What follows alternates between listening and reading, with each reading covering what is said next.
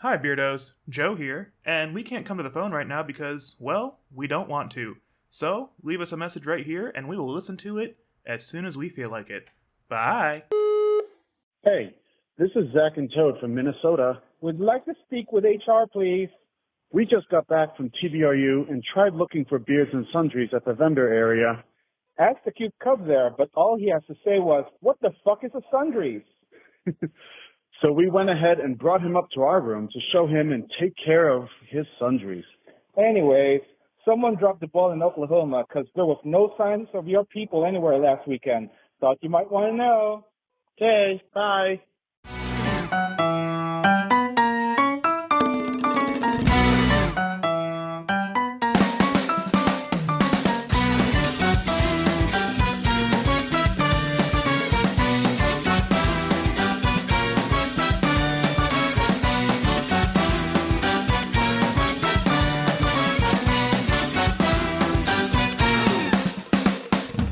And welcome back. Hello.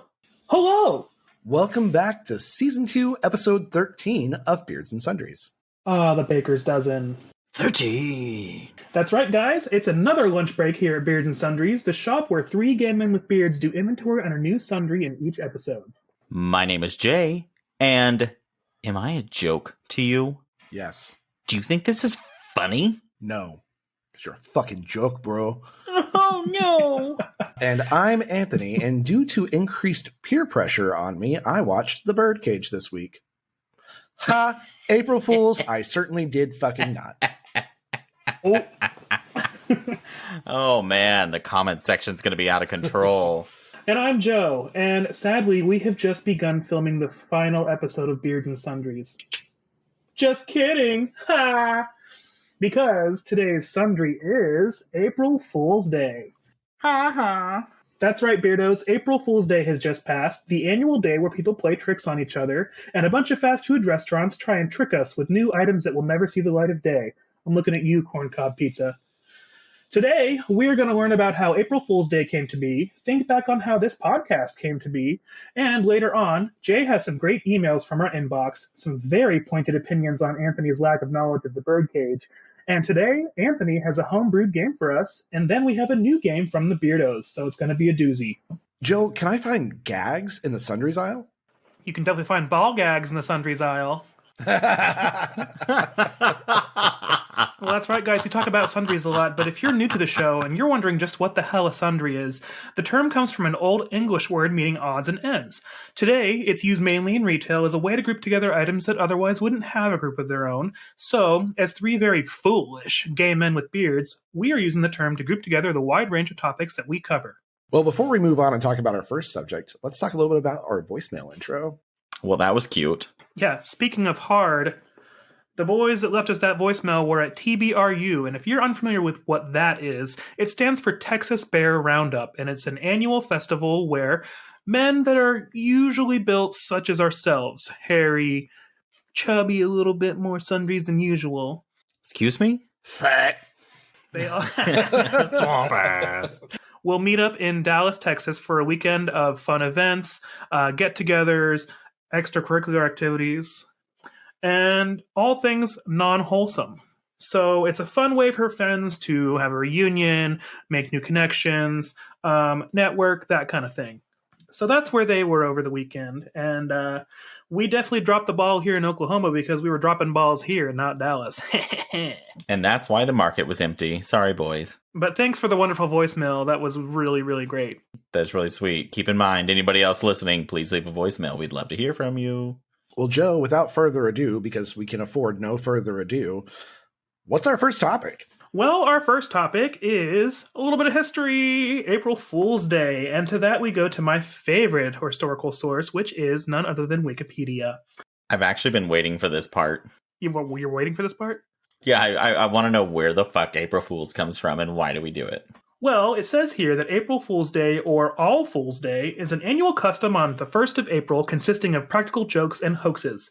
Jokesters often expose their actions by shouting, "April Fools!" at the recipient.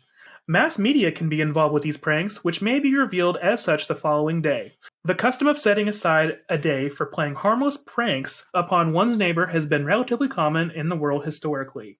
My Wikipedia says that Jesus started this by putting his finger down and saying that you had something on your shirt and you'd look down and flick your nose up and go, huh.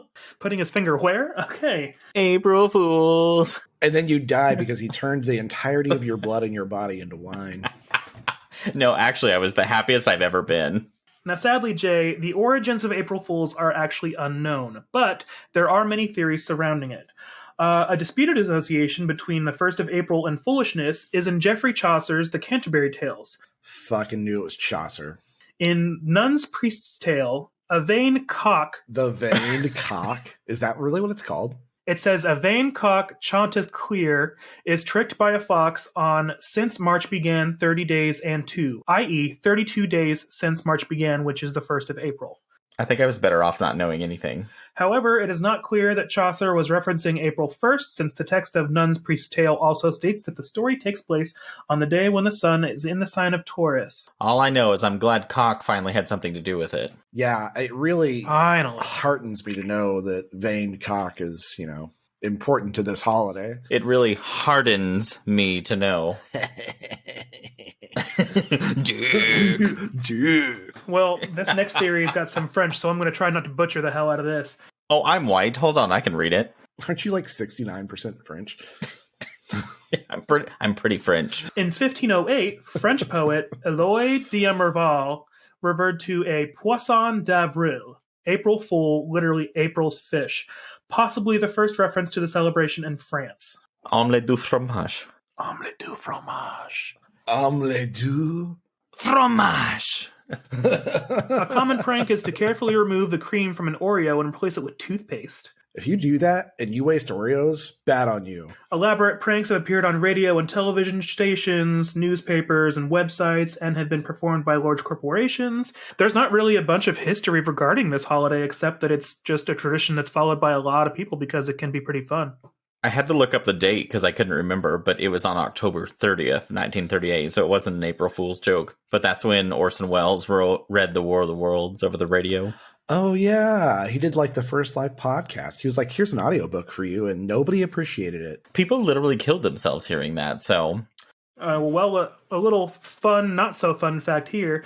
In March 2020, during the COVID-19 pandemic, various organizations and people canceled their April Fool's Day celebrations or advocated against observing April Fool's Day at all. As a mark of respect due to the large number of deaths that COVID-19 had caused up to that point, the wish to provide truthful information to counter the misinformation about the virus, and to preempt any attempts to incorporate the virus into any potential pranks, which that was probably the right way to go. And that's why we should probably cancel every April Fool's from now on, because of Facebook. Boomers and Facebook. Boomers and Facebook. I'm going to write a book about that. Good old keyboard courage. They love it. My favorite part is my parents sharing the stuff from a doctor in Texas, and I look up the town and it's so rural. I'm like, what on earth does this guy have experience with besides some guy jacking off too much and having a rash? That was a real serious issue I went in for. Yeah, but he would at least know how to handle that. And they called it disease of the rectum, Jay. You really wrecked them. Anyway. Anal gonorrhea. Yeah, you get it. All right. Anyways. So that's kind of like a quick, fast history of April Fools because there really isn't a bunch of history about April Fools. So we can kind of move on to our next subtopic here, which is growing up with April Fools. So do you guys have any pranks, fun stories? I didn't really like it either. I thought it was kind of dumb. I thought it was kind of dumb. But I did do a couple of pranks. I was a little bit of a... Well, small things. I just never really got into it. I was a bit of a serious kid, if you guys can believe that. Yes. But I did do a few different... One that stands out to me is we had the sink in our kitchen had one of the nozzle sprayers that set off to the side, and it was black. And so I took a rubber band and I... of course, got a black marker and colored the whole thing black, and then I put the I know where this is going. Yeah, and so when my sister went to go do dishes, she turned on the faucet and just sprayed her right in the face. I mean, that's pretty fun. I mean, I think I did the saran wrap on the toilet trick once and stuff like that. I've seen those where they put the the clear packing tape across the door, so when someone walks into it, it like will take their glasses off and smear their makeup on the tape, and that's pretty funny. I love those, but when they're executed right, I didn't do that shit well when I was a kid, so. Would you use like Scotch tape? Yeah, just in one little string dangled there, but I couldn't use much because Mom would yell at me, so. God damn it, Jay, did you use the tape we use for presents? What am I going to wrap now? You know, I can't quite remember anything too crazy, but I always feel like I felt like I was more on the receiving end of April Fool's Day when I was a kid. Well, it's because you're a bitch. Just seems like something that happened. Yeah, well, when I was a kid, I got so offended so easily by certain things. I get my feelings hurt by pranks and stuff all the time. As a kid, I was super gullible, so people could like pull shit with me all the time, and now it's made me extra pessimistic because I just don't believe anything anymore. Well, you know, because I think as little gay boys, we always have this like yearning for validation and to fit in. And so when we start Validate me. Yeah. when we start like getting some sort of like not necessarily approval, but like attention from people in a way that feels like we could be more validated or more included, that we tend to go along with it more. And now we're all jaded adults. There was one year, though, that my ex actually, I didn't realize that it was April 1st, didn't think about it. And I walk in and he goes, so I have something important to talk about. And I was like, oh, okay. And he's like, years ago, you know, I used to kind of sleep with the women some. And I was like, uh-huh. And he goes, well, one of them contacted me and she actually has a kid and we think it's mine. And I was like, oh, okay. And I was like, you know that she's probably after you for child support, so I'd probably protect yourself. But if you have a son, then we'll just set up the office and make sure that we have a spare bedroom and all. And I was just so calm and like, whatever. He got mad because it was supposed to be an April Fool's joke. He got mad because it backfired on him. He got mad because I was an accepting person. Oops. How dare you be understanding, Jay? Get angry. Yeah, Jay, what the fuck? You're supposed to be gay and full of drama. And I was like, just be aware, she's going to be after your money. I don't know. I can't think of any like particular pranks that were played on me. I remember one time we saran wrapped the band director's car, but that was at the end of band camp. It wasn't really an April Fool's prank.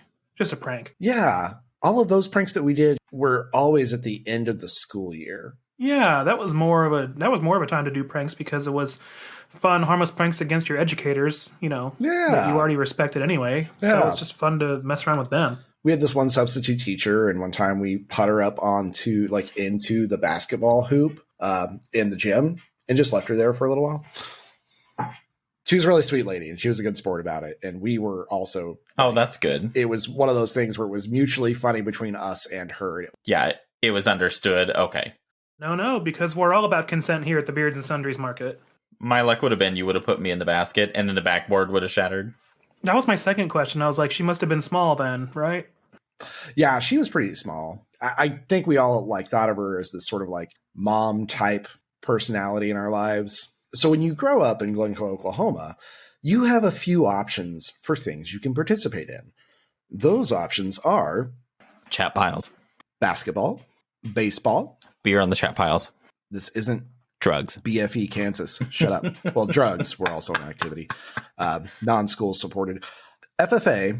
FF. Or Academic Bowl, which is something I made a thing while I was there. Oh, wow. Anthony the Pioneer.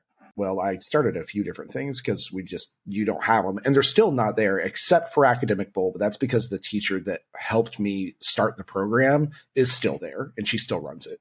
Now, for our beardos out there who aren't familiar with this part of the country, can you elaborate a little bit about what FFA is, Anthony?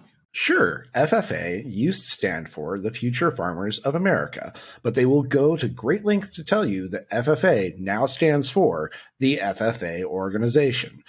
They tried to sort of distance themselves necessarily from saying farmers because they thought it discouraged people from joining the organization. And it is a lot more than farming. I did entomology. I did public speaking.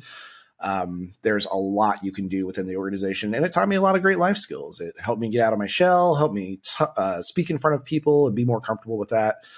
And so, yeah, it does everything from actual farming and dairy cattle judging and just that to things like hydroponics. They talk a little bit like, again, entomology is a big topic there. You can go and they say they used to call it judging entomology, but that's not really it. It's just you're classifying things entomologically. You're just going in there being like, oh, what a bug.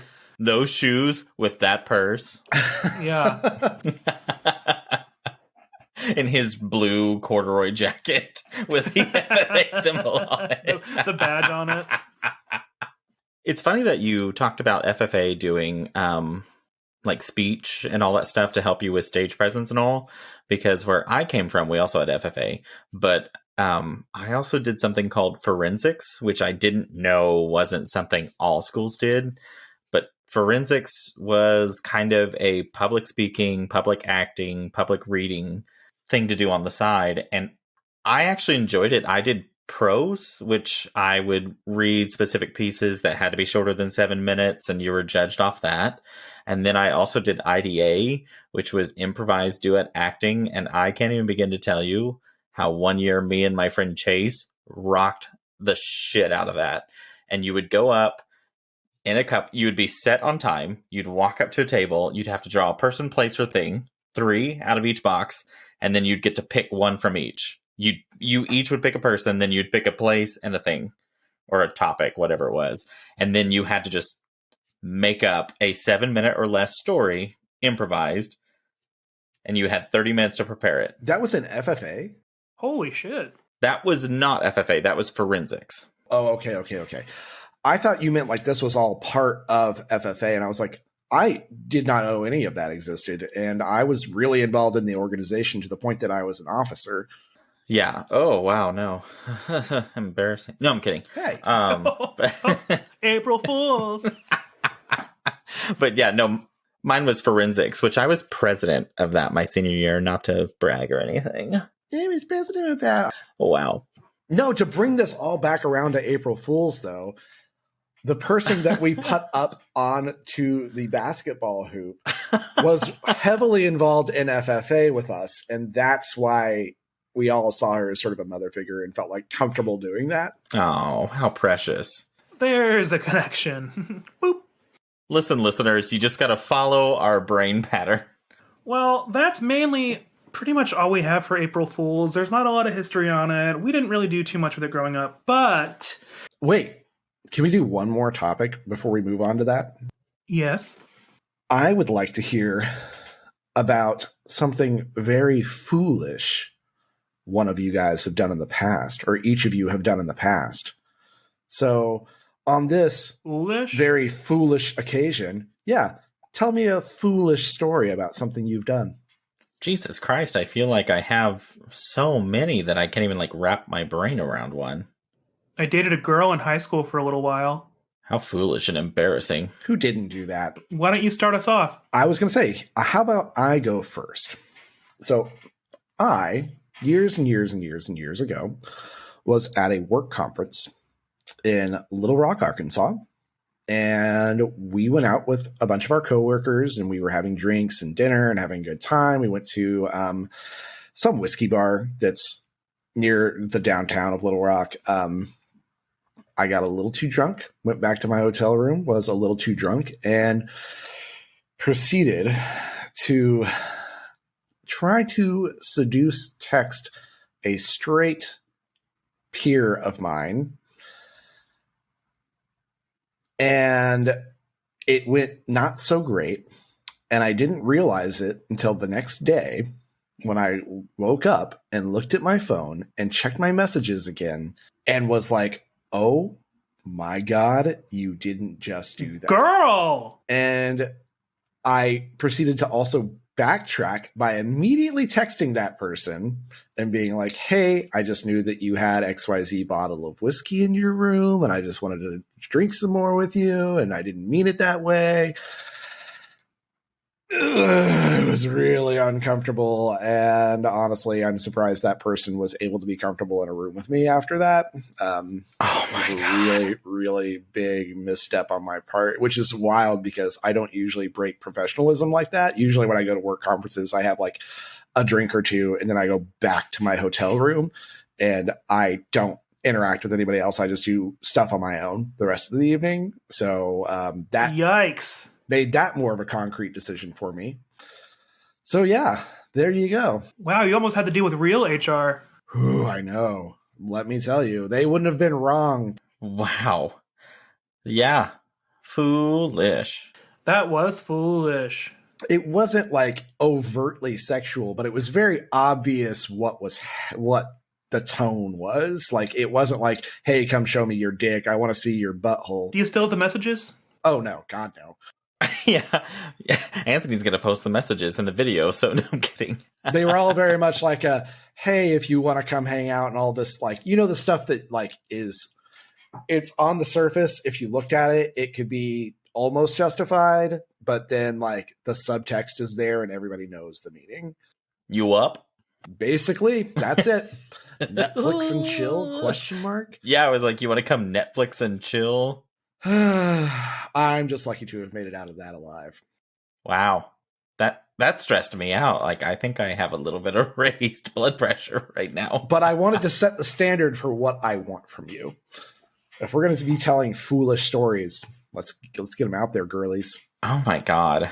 I can go next. Go for it. Well, then, I'll probably bring up the most foolish thing I've ever done in my life. And that was the evening that I drank alcohol and got behind the wheel of a car. This was my senior year of college at West Virginia University, and I had far too many drinks at the bar and then decided that I was going to drive home. This was across town to a town called Westover, and I woke up behind the wheel of my car that was still running on the side of a road I had somehow parked on a residential street, and it was a police officer knocking on my window. He escorted me out of the vehicle, put me in the back of the cruiser, and we drove to the Westover Police Department, where I was escorted to a holding cell and questioned and booked and fingerprinted. And luckily for me, I was very compliant and coherent after a couple hours being there, and they decided to give me a good grace, and they drove me home for the evening. And I slept it off.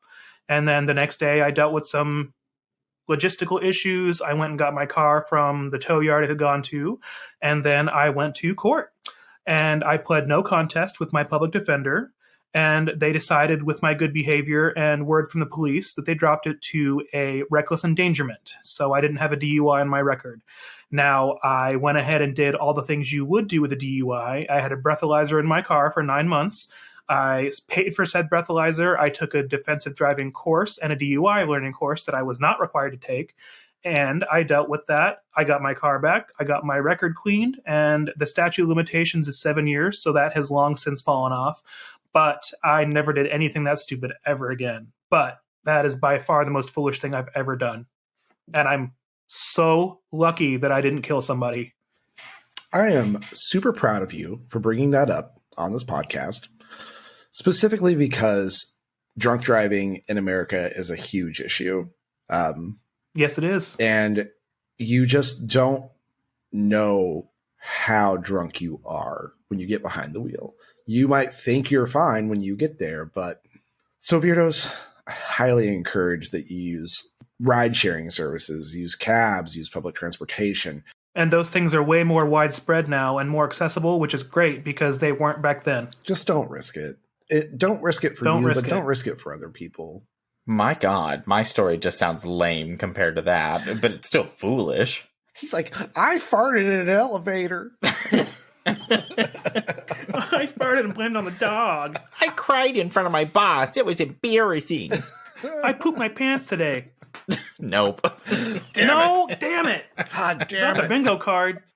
The only thing I could really think of that's like kind of equivalent of how foolish I was back when I was under 21. In the town I lived in, there was a specific restaurant who was very good at not checking ID.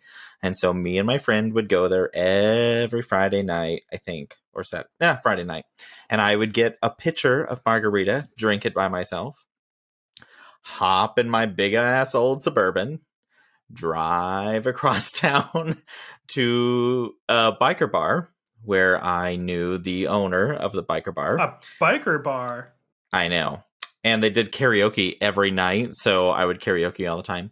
But we had a specific rule in place that if a fight ever broke out, I would leave immediately. So that way, if the cops showed up, I wasn't a risk. And there was one specific night that a fight broke out. Drunk me, because I'd already had my pitcher, and then I'm like having beers at this biker bar. I'm like, oh, gotta go. And I like run out to my Suburban. And back then I had one of those iPods plugged in my car with this super long ass auxiliary cord.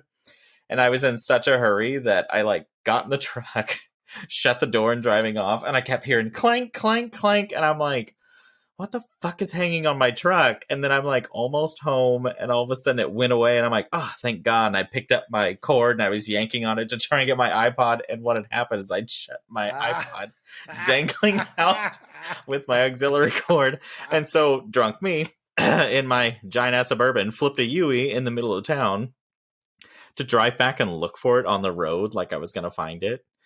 So I just kept driving in circles, and I'm like, how much attention could I have drawn to myself? I was such an idiot.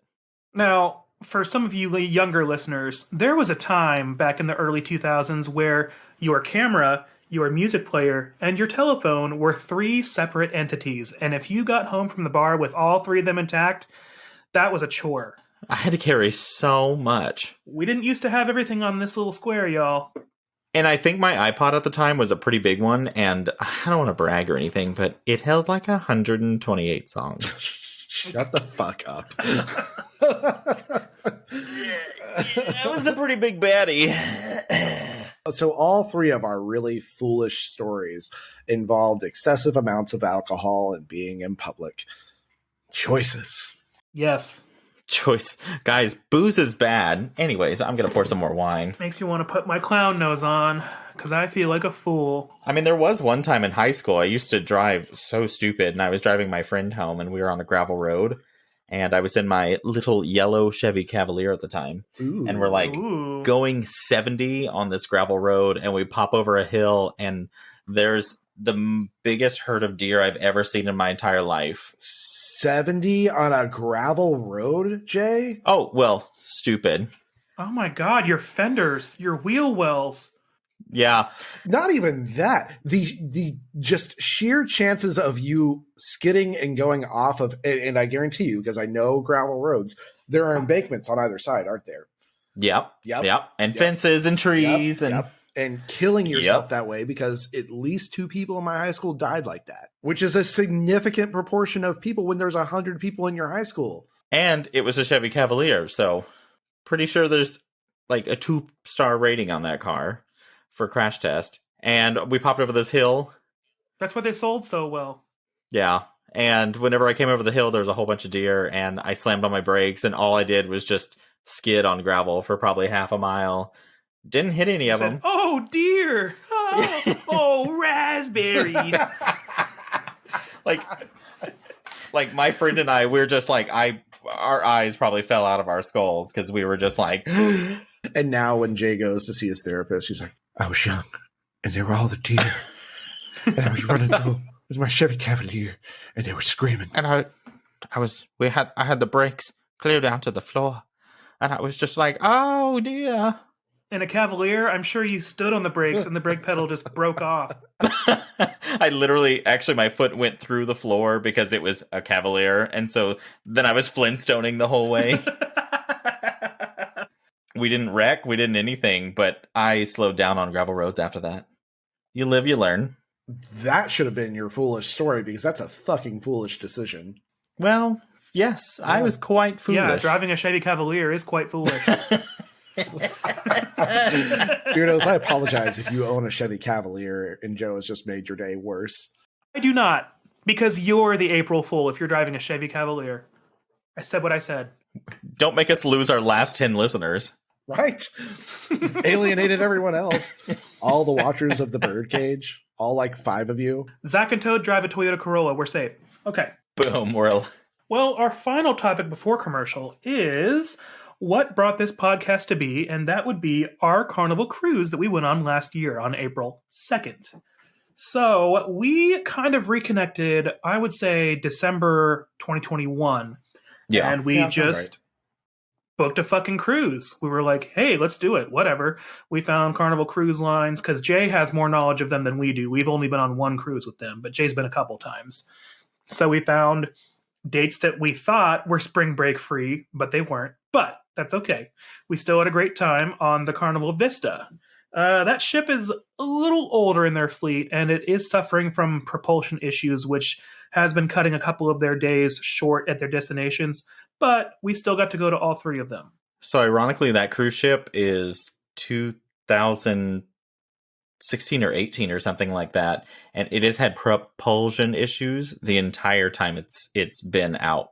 Well, I want to say that I read something somewhere that said they were supposed to dry dock it in 2020 when COVID-19 was pretty much crippling the industry, and they were going to fix said issues, but they never did. So it's still broken. So they dry docked it in either 2018 or they dry docked it in 2019 at one point because it was done maybe 2 weeks before we boarded it for a cruise, my ex and I. And so it was dry docked right before we went on a cruise. And so it's struggled all this time. But it's still a good ship. I mean, think of how many cruises it's been on. My friends just took one on it and said it still has propulsion issues. I can't ever get that word out now. I will also say that this cruise ship is the first place that I ever encountered strawberry-flavored soft-serve ice cream. Ooh. Wow. That's actually why I go after Carnival sometimes, just for the strawberry soft serve. It was so good. I don't know why it's not more of a thing. The white trash in me loves going to Guy's Burger Bar because they're actually really good burgers. Say what you will about Guy Fieri, he is a actually wholesome, good person. Like, he's performed gay weddings. He actually cares about the places he goes to. Like, he's kind and genuine. He's a little kooky, of course, because he's a TV personality, of course. He has to be some sort of crazy. Who isn't kooky? Outside of Iron Chef, he runs what I would consider the most intense culinary competition on TV, and that is Tournament of Champions, because he gets together 32 highly trained chefs to the point that like multiple Iron Chefs have been on there. And being an Iron Chef is a big fucking deal. And multiple Iron Chefs have lost on there. Yeah. To newcomers, and it's a fucking intense cooking competition, and it is fun as shit to watch. It's good sportsmanship, so it's not like bullshit reality TV. It's just sportsmanship. We don't do that on this podcast. So he's got 2 restaurants on these cruise ships. He's got Guy's Anchor Pig and Barbecue, which is like his little barbecue joint that's on the side of the ship during lunchtime. But then he's got Guy's Burger Bar on all the ships, and this is a walk-up service. It's included in your cruise fare. You walk up, you order the burger, they give you the burger patty, and then you go over to the toppings bar, and it's just like a salad bar style area where you add whatever toppings you want. You got your sauces, and we went back multiple times because it was so good. Like, well-seasoned, well put together, delicious. Imagine Fuddruckers if Fuddruckers was actually good. That's it. The only thing about Carnival cruises, well, actually not Carnival. The only thing about going on cruises, though, is, oh my God, does it fuck up my stomach with all that shit food that I'm just eating constantly. And then I'm dehydrated because all I've done is drink. And so then I'm like, I buy a lot of water and I drink it, but it means nothing because I've just ate so terrible the whole trip. Because I take a sip of water and I drink a whole sangria, and then take a sip of water and a whole sangria. And then I drink the sangria like water. Well, and then another fun part of these cruises is that every day we would stop at a new stop, we would get back on the ship, and then the buffet for lunch for that day would be themed to the place we went to. So, like... To that region, yeah. What was you guys' favorite day? I was just going to say, my favorite was the day we stopped in Cozumel, Mexico, and came back on the ship because the Mexican buffet that day was, I think, my favorite. Definitely. Oh, that's right. I did like the Mexican buffet. I do remember that now. Yeah, Cozumel Day was my favorite. So I think I might just disagree a little bit because I really liked the day that we were in. Wow. Are you going to say Jamaica or Cayman? I was going to say Jamaica. The jerk chicken was good. Jerk chicken was very good. The curry goat was what got me. Oh, okay. Oh, well, I don't care about that. I will also say the other stop we stopped at was the Grand Cayman Islands. That was the most beautiful ocean water I have ever seen with my own 2 eyes. I'll never forget the years in the Bahamas, and the water was beautiful, except the waves were on a roll that day. And I walked out in the water like, fine, I'll get in the water a bit. And then this massive ass wave, as I'm turned away from the ocean talking to people, knocks me the fuck down. It takes my sunglasses with it, everything. And it literally, I don't remember what I hurt, but after getting hit with that wave and thrown in the water, something on me hurt the rest of the trip. It was like my arm, my wrist. I hurt my wrist. I remember one of our family trips to Sandbridge Beach as a kid in Virginia. I almost lost a pair of very expensive prescription sunglasses. And so to this day, I only buy cheap sunglasses because of that. Well, so that pair of Ray-Bans that I almost lost, but my ex actually managed to find them in the sand, in the water. Oh my God. It baffled me. I was just like, how on earth did that happen? But he found them. They're scratched the fuck up. So they are now my mowing the lawn and doing yard work Ray-Bans. Oh, those are just my poor man Ray-Bans. My mowing the yard and doing lawn work Ray-Bans. Oh, it got a scratch, so I had to relegate them to the poor man's tasks Ray-Bans. You pull up to a traffic light and there's a guy that's like, has a sign that says anything helps, and he just rolls down the window and says, here, you take these, and then just drives away. But first, he makes a very big show, and he rolls down the window, and he dons his gloves first, one little finger at the time. My driving gloves. Nice and tight. And then he hands them like this. And then he says, you may have these Ray-Bans. They're the poor man's Ray-Bans. And take the gloves, too. They're filthy. And have some Grey Poupon. You can have these sunglasses. I ruined them on a cruise in the Bahamas. I'm also knowing your dramatic ass. There's probably one scratch on them. No, actually, they're really scratched up. They drive me bonkers. You can't take them to can you take them somewhere and they can resurface them? I think I can order new lenses for it, honestly, but the tedium. Oh, the tedium. It's so much work. But anyway, that was a really, really fantastic trip. I enjoyed it a lot, and I hope we can go again at some point. At least on some kind of Carnival cruise. Or on any cruise. I'm down with whatever. I would like to do an Alaskan cruise because I want to see the whales. My aunt and uncle from Vermont used to do Alaskan cruises a lot, and they really liked it. Vermont. Wait. Oh, yeah, definitely. Subarus for days. But yeah, we've hashed out ideas during the cruise, and a couple months later, the Beards and Sundries Market opened its doors for business. And here we are. You're stuck with us. This was a drunken idea on a cruise, and now we're doing it every week. Is it foolish or not? Mwah. Also, I listened to episode 1 a couple of days ago, and Beardos, I would like to formally apologize for how we were formatted up until about episode 8. I think that's when we finally fell into the right groove. So, if you stuck with us from the very beginning, thank you. Kudos. You tried, and we love you for that. Also, tell your friends that we're better now. I'm a different person now. So if you're still here, thanks for perusing the shelves. Is it time for a commercial? I think it's time for a commercial, Anthony. And now, for a word from our sponsor, the Taser gun for April Fools. Hey guys, Jay here, your favorite host of the Beards and Sundries podcast. And because I'm in my 30s, while I'm still cool, I'm not in the mood for April Fool's bullshit anymore.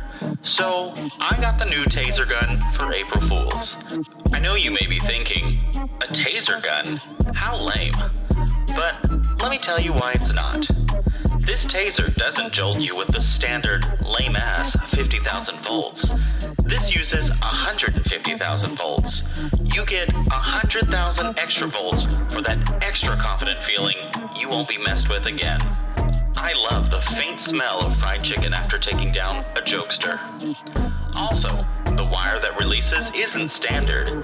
It's literally barbed wire that wraps around your attacker. This ensures that not only are they about to fry, you can pistol whip them with the sleek 14-pound device you just shot them with. And of course, it comes in numerous colors so your Taser gun will match any outfit. It's also great for other events like when someone tries to pinch you on St. Patrick's Day, if someone doesn't stop tickling you, and my favorite, children. So come on down to the Beards and Sundries Market today for your exclusive Taser gun for April Fools. Next to Joe's Melons.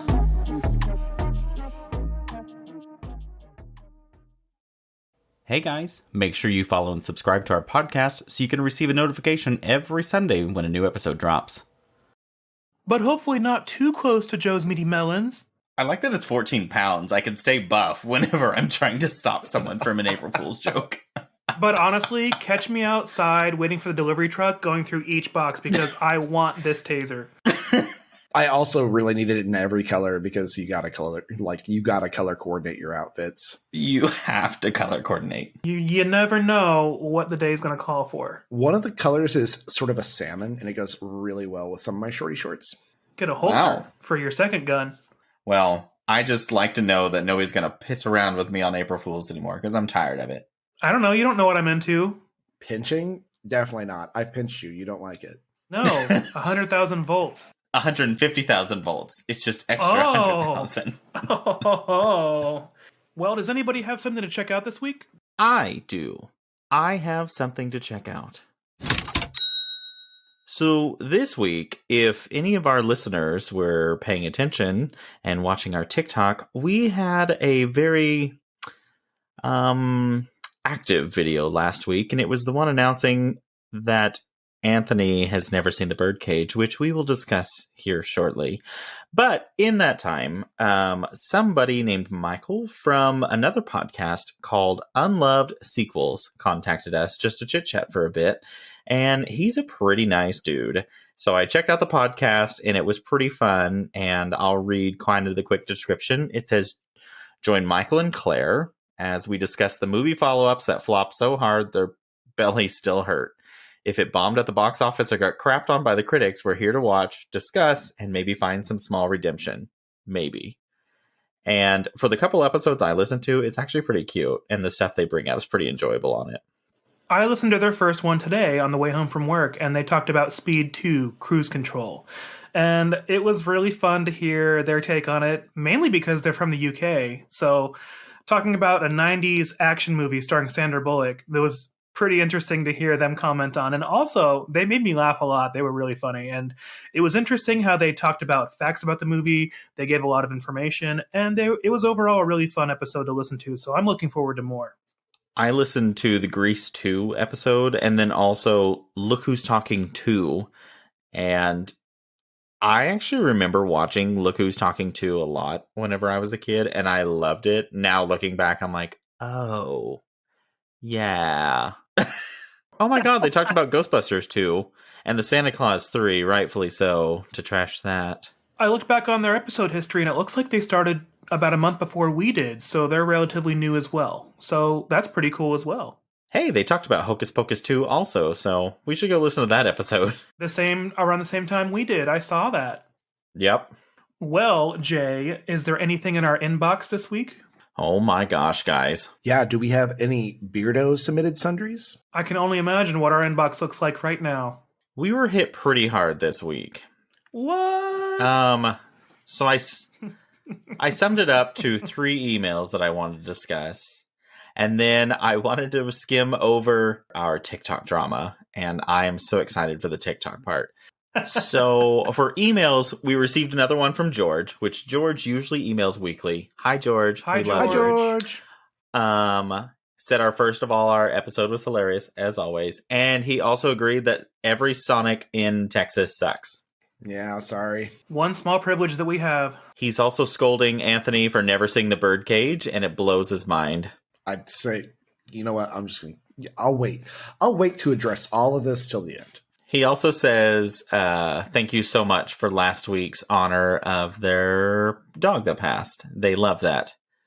But then Anthony emailed us in a separate email, which usually George just emails. So it was additional that Anthony did. Hi, Anthony.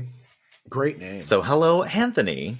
And Anthony also was really appreciative of our message to them about Fiona, their dog that passed. And so I kind of want to play this game. Anthony created a game for us. So I'm going to read the paragraph. Also, during this episode, I did come up with a game that might be of interest for you all. It came to me when you were all talking about the Birdcage, and Anthony exclaimed that he'd never seen it. I didn't exclaim. You know what? I'll wait till the end. Needless to say, when I heard this bit of news, my jaw dropped, a gay gasp reverberated through the room, and my hand clutched my imaginary pearls. So, I named the game Clutch Them Pearls. It is a very simple game. You take turns trying to make each other gay gasp and clutch your imaginary pearls with a truthful yet shocking bit of information you can admittedly say you have never participated in relating to gay media. Highest number wins the game. So it's kind of like Bring It to Ring It. Yes. I like that.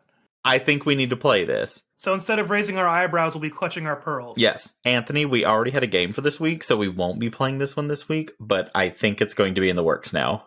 Oh, God, I kind of wish we had time to include it in this, but you know what? You're right. I think this is a great game for us to bring into a future episode. I think if we have time to think about it, it'll help. I'm going to go on to one more email, and then we can just get on to this TikTok drama.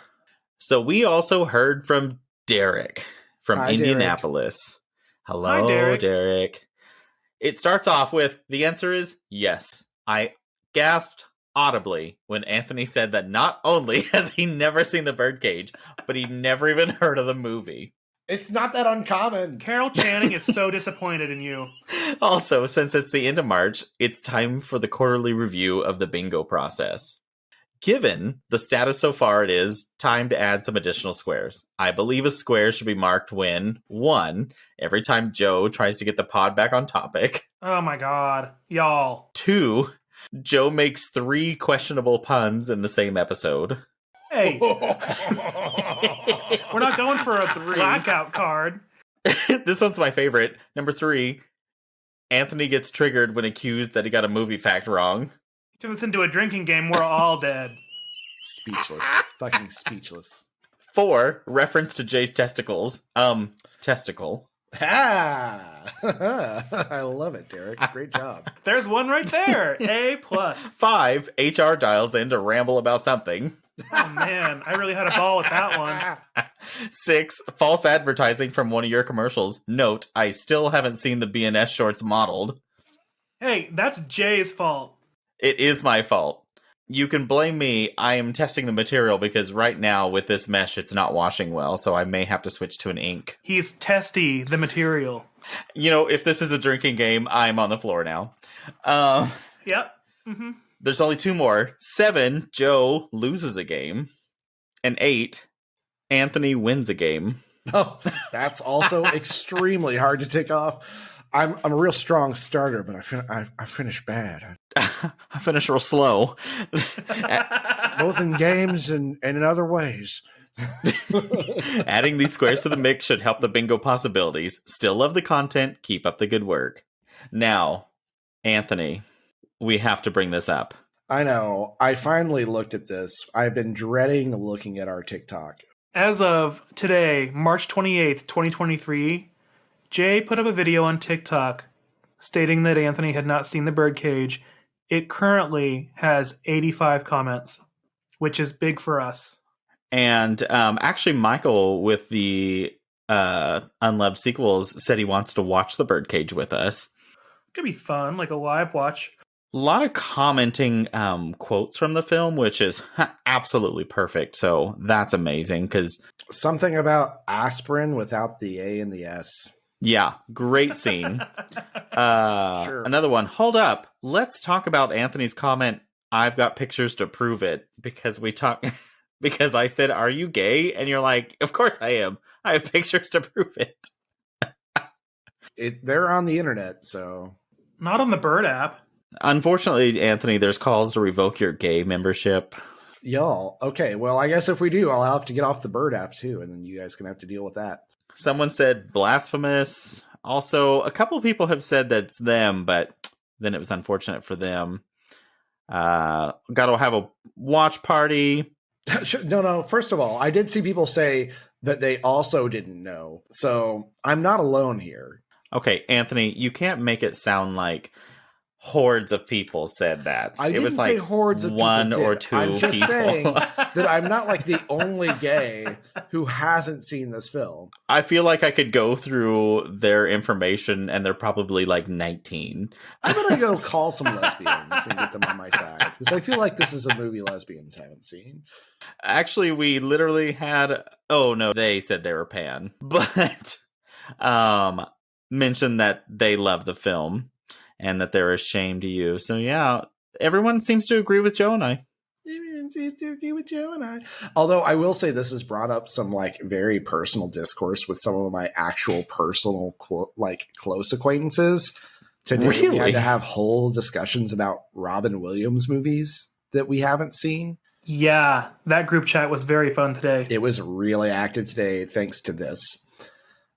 Which is wild because I don't think any of those guys actually listen to the pod normally. But they caught the TikTok, which is what a lot of people did. Well, that means that social media is working and Jay is doing his job correctly. Finally, about time. We had someone say that I'd be curious to get Anthony's feedback to see if the movie holds up over time. Look at it from an intellectual standpoint, Anthony. Does the movie stand the test of time? Will you love it as much as Jay? Is it bad or good gay representation for its time?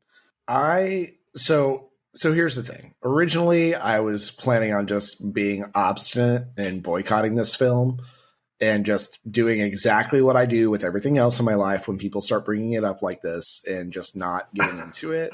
Because I've been burned so many times in the past. People brought up Game of Thrones to me 100 million times because I love high fantasy, and I hate that series. I tried to start Game of Thrones 3 times. I watched 3 seasons of it, and I still don't like it. So, Anthony, this was also brought up. That's like saying he's never seen Tu Wong Fu, or Priscilla, Queen of the Desert, or The Broken Hearts Club, or Jeffrey, or Love, Valor, Compassion. Anthony, get your life right, is the comment. I have not heard of 4 of those films. Which one did you hear of? So I have seen and love both Tu Wong Fu and Priscilla, Queen of the Desert. I mean, who doesn't love those fucking films? Okay. So I like Tu Wong Fu. Priscilla, I like parts. The part when they're in the bar and she's like, talking about blowing out her box with the tampon. Best moment ever. I love Tu Wong Fu. I think I might like Priscilla just a smidge more, but I think that's an unpopular opinion. I could agree with that, yeah. Anyways, the reason why The Birdcage just is such an iconic film is because both Robin Williams and Nathan Lane do fantastic at their parts. They're just so quick. Yes, and at the time, the storyline behind it was normal and much more progressive than it is what we'd see today. But to keep in mind, in the past 30 years, there has been an aggressive transition in how society views homosexuality in general. And so we have watched this huge change so quickly. Here's the thing. I'm going to watch this film. If for no other reason than my friend John, who I have known for ages and ages and ages, gave me a very good reason to watch it today. So I'm going to watch it. And I will follow up on this. You'll get to see Robin Williams, Nathan Lane, Gene Hackman, Diane Wiest, and the very important person. Diane Wiest. Me too. And the very important person mentioned in Scary Movie 2, Callista Flockhart. Cindy, it's just a bag of bones. Would you be afraid of Callista Flockhart? Would you run from Callista Flockhart?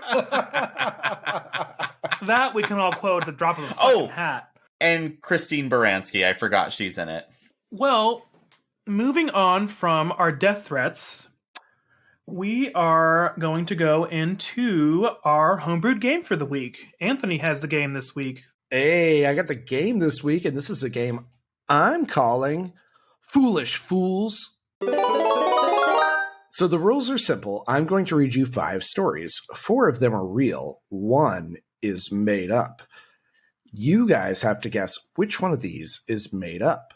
Otherwise, you are the April Fools. So there's 4 real stories and 1 fake story, and I have to find the fake? Exactly. Are you guys ready? Yes. Ready. Commence game! Okay, this is a story titled Go Go Godzilla. On April 1st, 1998, a mere 11 days after the release of the remake of Godzilla, a still unknown individual or group of individuals managed to take over the radio broadcast for WNYC 93.9, New York City's public radio station. They replaced an airing of On the Media with fake emergency reports of a massive object being spotted in the Atlantic Ocean heading directly for the island city. The reports described the object as the size of a skyscraper and iguana-like in nature, urging citizens to flee the city as quickly as possible. In true New Yorker fashion, aside from the spike in 911 calls, no true mass panic occurred and the pranksters were never caught. End of first story. Okay. So it's kind of like War of the Worlds, except no panic because people weren't as stupid. Because New Yorkers are like, what the fuck ever. They're like, hey, I saw a rat that big on the subway. Next story. This one is titled The Great Blue Hill Eruption. For April Fool's Day in 1980, Boston TV news producer Homer Silly produced a television broadcast about a hill in Milton, Massachusetts that had begun oozing lava and spewing flames. He included fake warnings from then-President Jimmy Carter and real footage from Mount St. Helens eruptions that implied that Massachusetts' volcano had fully erupted.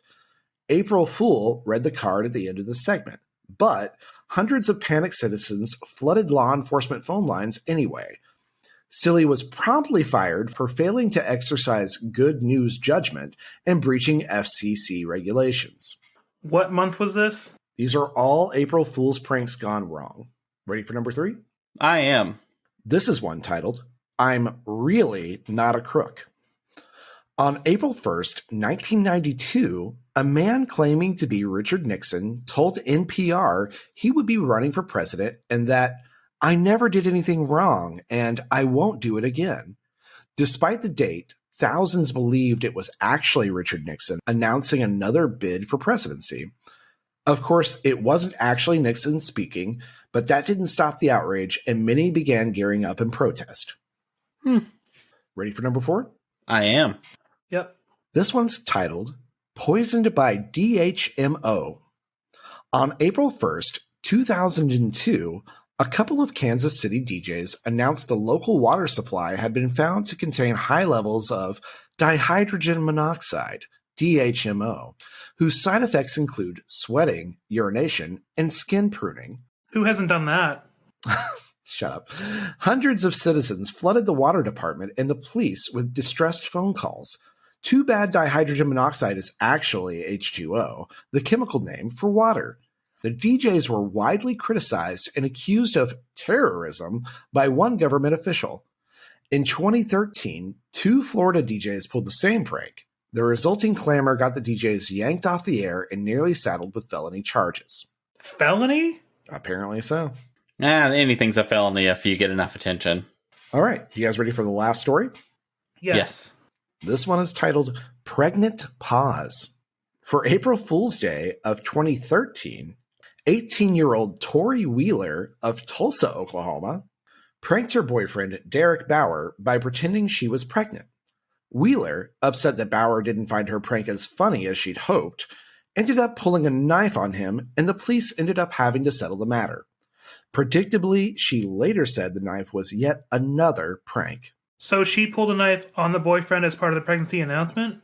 She pulled a knife on the boyfriend because she didn't like that he didn't react the way she wanted to, much like Jay's reaction to his April Fool's prank, except that his ex didn't pull a knife. Oh, I thought we were referencing my taser that I purchased. Yeah, that's it. My April Fool taser. So that's the 5 stories. And you guys have to decide which one is the fake. I think the Great Blue Hill eruption was in really, really poor taste because Mount St. Helens erupted in March of 1980, and that's really poor and nasty. Yeah. And his name was Homer Silly. Now, was that his like radio personality or his actual name? That's his actual name. Homer Silly. I don't know if I buy that. It's spelled Cilley. That would be like if after that terrible tornado that struck Mississippi last week, I made an April Fool's call about a tornado heading toward Tulsa. I don't think that's in good taste. Yeah, but a lot of people don't understand that.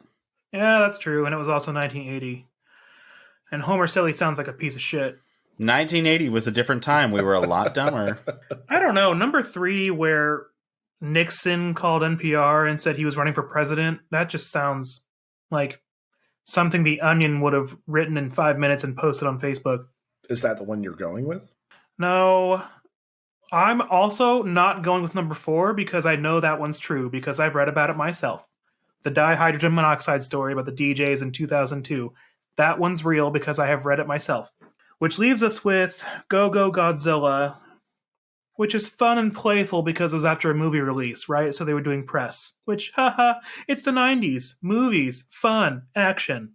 But I also feel like the pregnancy story from 2013 right here in good old Tulsa town, I feel like that would be true because that would be a reasonable reaction after you told your boyfriend you're pregnant and he didn't react the right way. Just pull a fucking knife on him, right? Right, ladies? Way to spice up a Friday. Who hasn't been there? Man, I don't know. What do you think, Jay? So, honestly, all of them seem real because people are crazy.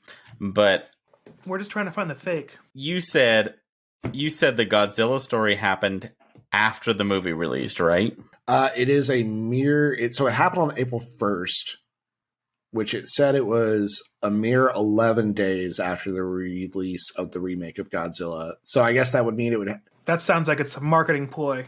I'm actually going to go with the Godzilla story because in my head, since I don't know which one it is, I'm going to take the logic of that would be a ploy to do before a movie releases, not after. So... Okay. I'm going to land on that one. But you also have to remember this wasn't a... the radio station was taken over by unknown people. Oh, that's right. That's a really good point. My brain went to a marketing scheme after bit. I also think number 2 is probably real because the fake warnings from Jimmy Carter, he was currently the president, so that's probably true as well. I'm just going to actually go on the one that I originally thought, and I'm actually going to do the Blue Hill. I'm just going to land on that one for safety. I'm going to go with my theory that number 3 is fake because I don't think NPR would go with a story about a fake Nixon running for president.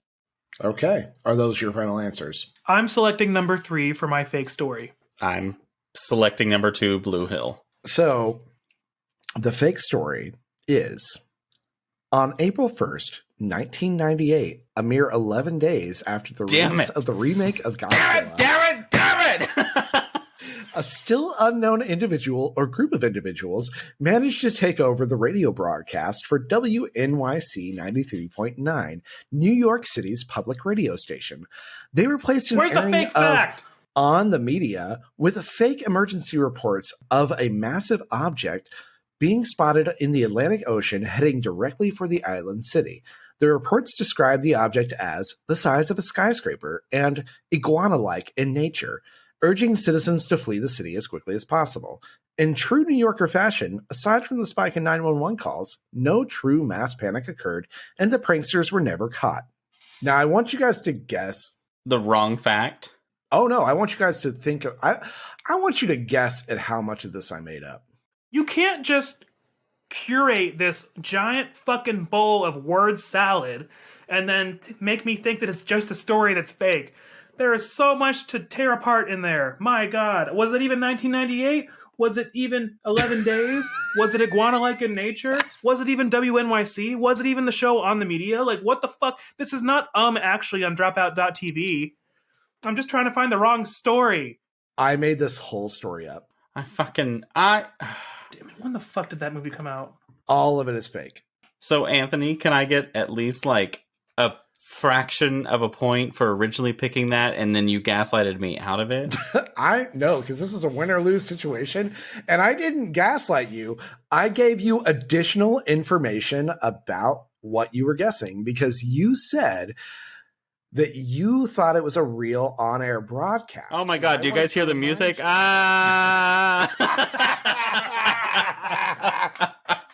God, please put the music back on. I want to go back on the sales floor. Lunch is over. I'm done. Listeners, I want you to know that Anthony is never making a game again. This is bullshit. Let's go. Listeners, if you ever need validation in your writing, just start a podcast with your friends and write a fake story. Do not listen to that.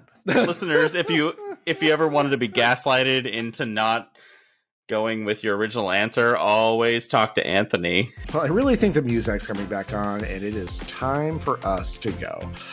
But go call our hotline real quick and leave us a voicemail to open the next episode with. That number is 405 999 2242. Oh, I'll have what she's having.